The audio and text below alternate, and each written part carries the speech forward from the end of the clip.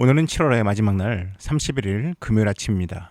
지난 한 달간 여러분들 수고 많으셨고 오늘 마지막 말씀으로 한 달을 정리하시면 좋겠습니다. 오늘 나눌 말씀은 잠언 23장 29절에서 35절 말씀입니다. 먼저 29절에서 30절 말씀 읽겠습니다.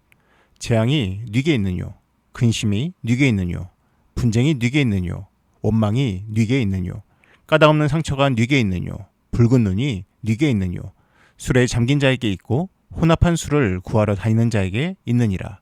술, 며칠 전에도 다룬 소재였지만 오늘은 술 취하지 말라는 주제로 이야기하고 있습니다. 먼저 30절에서 술에 잠긴 자와 혼합한 술을 구하는 자가 나옵니다. 술에 잠긴 자란 표현은 술을 오래 마시는 자를 의미하며 그로 인해서 술에 취한 자를 뜻합니다. 혼합한 술이란 그 당시 포도주에 모략이나 향료를 첨가해서 마시는 모습을 이야기합니다. 이처럼 술에 취하고 술을 찾아다니는 자들이 맞이할 수밖에 없는 위험한 결말의 모습들이 언급되고 있습니다. 음주운전 같은 큰 사고를 일으키고 본인뿐만 아니라 타인의 가정에 일으킬 수 있는 재앙, 잊고자 하나 술로 더 증폭되는 근심, 술을 마신 후 타인을 향해서 나오는 분노로 인한 분쟁과 원망, 다툼으로 발생한 상처와 쉬지 못하거나 지나친 흥분으로 발생된 충혈된 눈이 바로 안 좋은 결과물들입니다. 이러한 안 좋은 결과가 이미 예정되어 있는데도 왜 그토록 술에 취할까요? 31절과 32절입니다.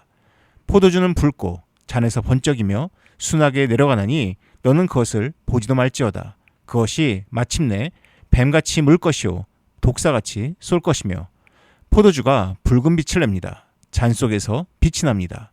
그리고 마시면 막힘없이 목구멍 아래로 내려갑니다. 마치 인간처럼 포도주가 유혹을 하고 있습니다. 그러하기에 지혜자가 권면합니다. 바라보지도 말라.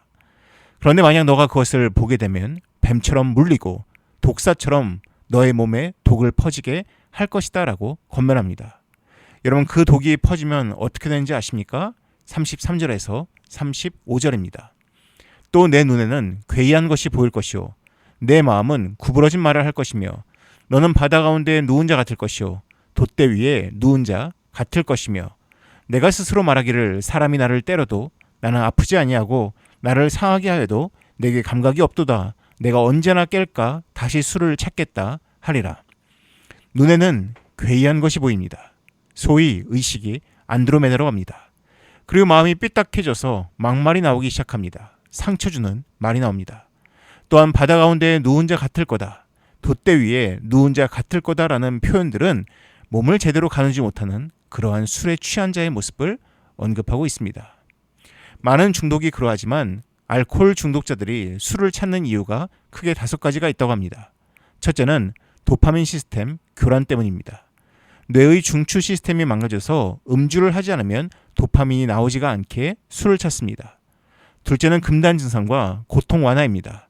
금단으로 인한 고통을 멈추기 위해서 술을 찾습니다. 세 번째는 부정적 감정 회피입니다. 우울감이나 불안감, 외로움 등 현실의 고통을 잊기 위해 도피 수단으로 술을 마십니다. 네 번째는 스트레스 해소입니다. 힘든 일이 생겼을 때 스트레스를 풀기 위해 마십니다. 마지막으로 학습된 습관입니다. 특정 장소를 가거나 사람을 만나거나 시간이 되거나 동일한 상황을 맞닥뜨리면 습관적으로 술을 마십니다. 사람이 나를 때려도 나는 아프지 아니하고 나를 상하게 하여도 내게 감각이 없도다라고 말하는 모습은 부정적 감정 회피를 위해서 혹은 스트레스 해소를 위해서 마신다는 이유들과 닮아 있습니다. 더불어 이미 습관이 되어버렸다는 저 내용들은 오늘의 마지막 구절과 참 닮아 있습니다. 더불어 내가 언제나 깰까 다시 술을 찾겠다는 모습 말입니다. 이러한 모든 모습들을 취합해서 정의한다면 이 정도의 사람들은 술에 지배를 받는 사람들입니다. 내가 술을 지배할 수 있고 컨트롤할 수 있어야 되는데 술이 나를 지배합니다. 여러분, 무언가가 나를 지배하는 것과 내가 그것을 지배하는 것의 가장 큰 차이가 무엇인지 아십니까?